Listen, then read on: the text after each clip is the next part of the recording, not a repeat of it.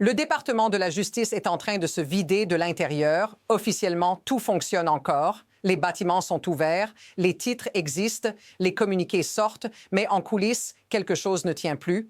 Des procureurs fédéraux à Minneapolis, des avocats de la Division des droits civiques à Washington, des agents du FBI, tous parlent désormais de départ massif. Fait. Le paradoxe est brutal. L'institution chargée d'appliquer la loi perd ceux qui savent encore comment elle fonctionne. Et ce n'est pas une querelle politique abstraite. Si tu vis aux États-Unis, cela touche directement ceux qui enquêtent sur les crimes, ceux qui protègent les victimes, ceux qui empêchent certains acteurs d'agir en toute impunité. Des milliers d'agents et de juristes auraient déjà quitté le DOJ ces derniers mois. Fait. Beaucoup ont essayé de rester tête baissée en espérant que la tempête passe. Mais maintenant, même eux lâchent. Et voici le détail qui change tout.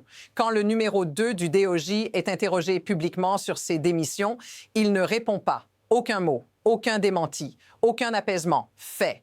Alors la vraie question n'est plus pourquoi ils partent. C'est que se passe-t-il quand plus personne ne veut rester dans la pièce? Ce qui se passe à Minneapolis n'est pas un incident isolé. C'est le point de rupture visible d'un mouvement plus large qui dure depuis des mois. Fait. Des milliers d'agents et d'avocats auraient déjà quitté le département de la justice à travers le pays. Fait. Emportant avec eux l'expérience, la mémoire institutionnelle et la capacité même de faire tourner les dossiers. Au départ, beaucoup ont minimisé. Quelques démissions ici, quelques retraites anticipées là. Mais aujourd'hui, même les bureaux déjà exsangues parlent de nouvelles vagues de départ. Fait. À Minneapolis, le bureau des procureurs fédéraux était déjà à effectif réduit. Fait. Et pourtant, c'est précisément là que les menaces de démission massive deviennent publiques. Ce détail compte parce qu'il suggère une chose simple. Ceux qui restent ne partent pas par confort, mais par impossibilité de continuer. Mais voici la vraie question à se poser. Si ces départs sont présentés comme des choix individuels, pourquoi surviennent-ils tous au même moment, dans les mêmes divisions, après les mêmes décisions contestées? Ce n'est pas une coïncidence, c'est un signal. Et ce signal annonce une escalade que peu de gens regardent encore en face. Voici le point où l'histoire cesse d'être théorique. Quand les journalistes demandent directement au numéro 2 du département de la justice, Todd Blanche, ce qu'il pense des démissions déjà en cours à Minneapolis et des menaces de départ supplémentaires, sa réponse tient en une seule action. Il ne répond pas. Fait. Pas de démenti, pas d'explication, pas même une formule creuse. Juste le silence. Capté en conférence de presse. Fait. C'est une donnée brute et elle soutient une affirmation forte. La direction du DOJ ne conteste pas la réalité de l'exode. Si ces départs étaient marginaux, exagérés ou faux, la réponse aurait été simple. Or, il n'y a rien. Ce silence suggère une reconnaissance implicite de la gravité de la situation. Inférence. Maintenant, observe ce qui manque. Aucune promesse de réforme, aucun message rassurant aux agents encore en poste, aucun rappel de mission.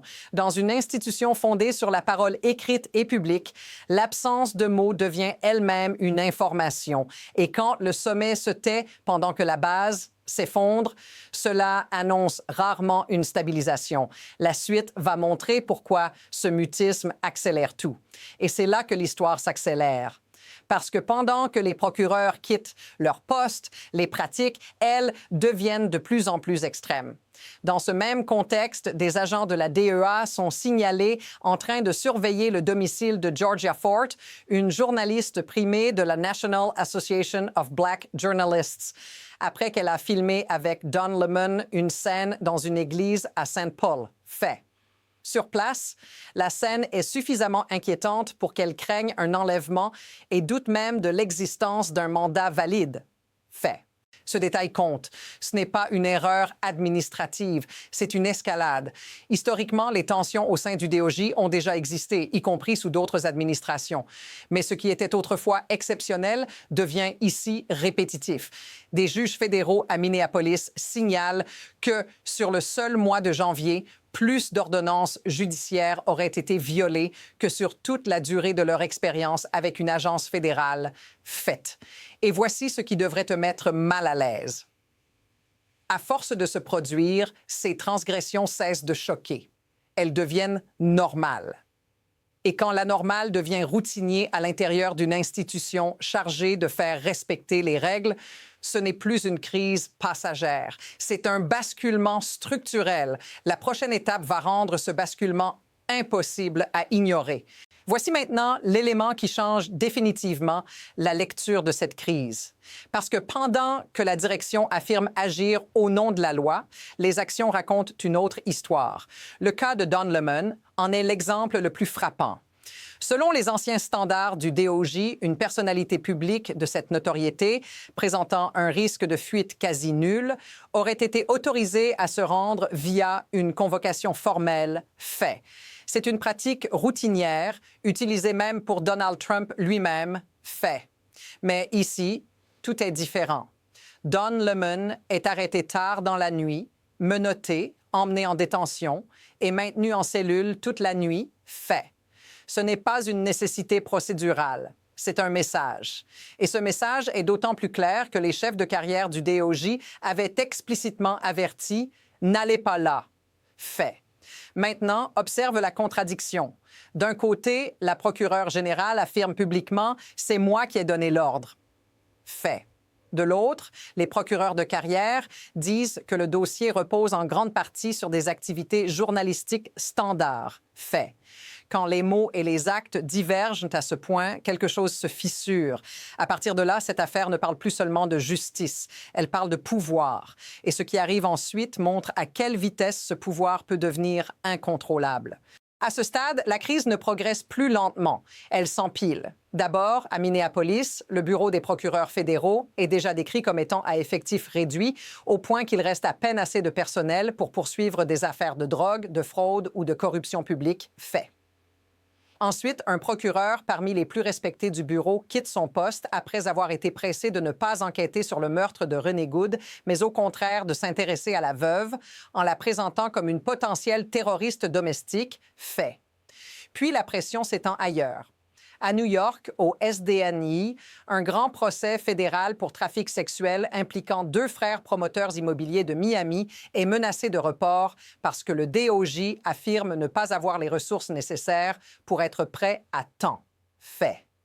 Le détail est saisissant. Les procureurs disent manquer de moyens, tandis que les avocats de la défense, eux, demandent à aller au procès immédiatement fait. Même les juges semblent stupéfaits. Et voici la question qui s'impose. Si le DOJ n'est plus capable de gérer ses dossiers les plus sensibles tout en lançant des poursuites controversées à haute valeur politique, que se passe-t-il si cette trajectoire continue? Parce que la perte de contrôle n'est plus hypothétique. Elle est déjà visible. Maintenant, enlève les titres, enlève la politique, enlève les noms. Regarde ce que ça signifie pour toi. Quand des bureaux fédéraux tournent à moitié vides, ce ne sont pas des abstractions qui disparaissent. Ce sont des enquêtes qui n'ouvrent jamais. Des dossiers qui prennent des mois de retard. Des victimes qui n'obtiennent jamais de réponse. À Minneapolis, un bureau qui traitait des centaines d'affaires par an n'est plus capable d'en poursuivre qu'une fraction. Fait. Et pendant ce temps, certaines infractions cessent simplement d'être prioritaires. Imagine ce que ça veut dire concrètement. Moins d'enquêtes fédérales sur les réseaux criminels, moins de poursuites sur les fraudes complexes, moins de supervision sur des crimes que les autorités locales ne peuvent pas gérer seules. Ce vide ne reste jamais vide longtemps. Il est rempli par l'impunité, inférence. Et voici le détail que peu de gens relient. Quand des procureurs expérimentés partent, ils ne sont pas remplacés du jour au lendemain. Les nouveaux hésitent à venir. Les anciens avertissent leurs étudiants de faire attention à leur carrière. Fait. Si cette sensation te semble familière, si tu as déjà vu une institution se déliter de l'intérieur sans annonce officielle, dis-le dans les commentaires. Parce que ce que tu ressens ici n'est pas individuel. Il est collectif. Et la suite explique pourquoi ce mécanisme se répète toujours. Voici la clé que la plupart des couvertures médiatiques évitent. Ce qui permet à ce type d'effondrement de se produire n'est pas seulement une décision politique ou une personnalité controversée, c'est un système d'incitation. À l'intérieur du DOJ, la loyauté visible commence à compter plus que la compétence silencieuse, inférence. Ceux qui s'opposent ralentissent les dossiers.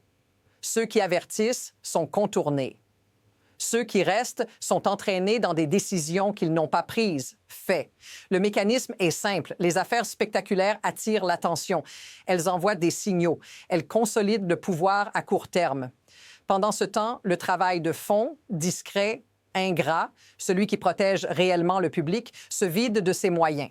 Les procureurs de carrière décrivent un environnement où presque chaque décision récente aurait été prise contre l'avis véhément des rangs professionnels. Fait. Ce détail est crucial parce qu'il indique que les garde-fous internes fonctionnent encore, mais ne sont plus écoutés. Et c'est là que le système bascule. Quand l'expertise n'est plus un frein mais un obstacle, les départs deviennent rationnels. Pas idéologiques. Rationnels. Et une fois ce seuil franchi, le recul devient extrêmement difficile. La prochaine phase ne dépend plus des intentions, mais de l'inertie. Et cette inertie est déjà en mouvement. À partir d'ici, deux trajectoires se dessinent. La première est celle que beaucoup espèrent sans vraiment y croire. Le rythme des démissions ralentit. La pression judiciaire s'accumule. Les juges continuent de signaler les violations d'ordonnances. Fait. À force, le système se rééquilibre partiellement.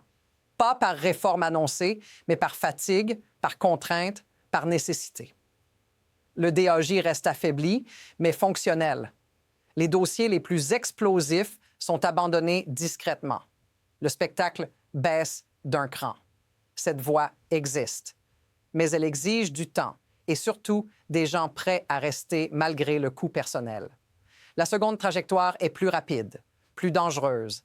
Les départs se poursuivent, les bureaux déjà sous-dotés tombent en dessous du seuil critique. À Minneapolis, à New York, ailleurs, les procureurs restants gèrent l'urgence, pas la justice. Fait. Les poursuites deviennent sélectives, non par stratégie, mais par manque de capacité. Et dans ce vide, certains acteurs comprennent qu'ils peuvent avancer sans réelle crainte de conséquences inférences. Voici ce qui rend ce moment instable. Aucun signal clair n'indique quelle voie est en train de gagner. Mais les décisions se prennent déjà, chaque jour, dans des bureaux où il y a de moins en moins de monde. Et quand les choix s'accumulent sans témoin, le prochain mouvement n'est jamais annoncé à l'avance. Il y a une idée simple qui permet de relire toute cette histoire autrement. Les institutions ne s'effondrent pas quand elles sont attaquées de l'extérieur. Elles s'effondrent quand ceux qui les font fonctionner cessent d'y croire. Ce que montrent ces démissions, ces silences, ces dossiers mal gérés, ce n'est pas seulement une crise politique, c'est une rupture de confiance interne, inférence. Et une fois cette confiance brisée, aucune déclaration publique ne suffit à la réparer. Regarde la boucle complète, des décisions controversées, des avertissements ignorés, des professionnels expérimentés qui partent, des juges qui s'impatientent, des affaires graves mises en pause pendant que d'autres sont accélérées. Fait. À la fin, le risque n'est pas seulement pour le DOJ, il est pour l'idée même qu'une règle commune s'applique à tous. Et voici la phrase qui résume tout. Quand la justice devient imprévisible, le pouvoir ne l'est jamais longtemps. Cette histoire n'est pas terminée. Elle est en train de se déplacer, de muter, de chercher sa prochaine forme. Et la prochaine étape ne viendra probablement pas d'un discours officiel, mais d'un détail que presque personne ne regarde encore. Si tu veux suivre ce qui vient ensuite, analyse après analyse, abonne-toi. Parce que ce genre de basculement ne fait jamais de bruit au moment exact où il devient irréversible.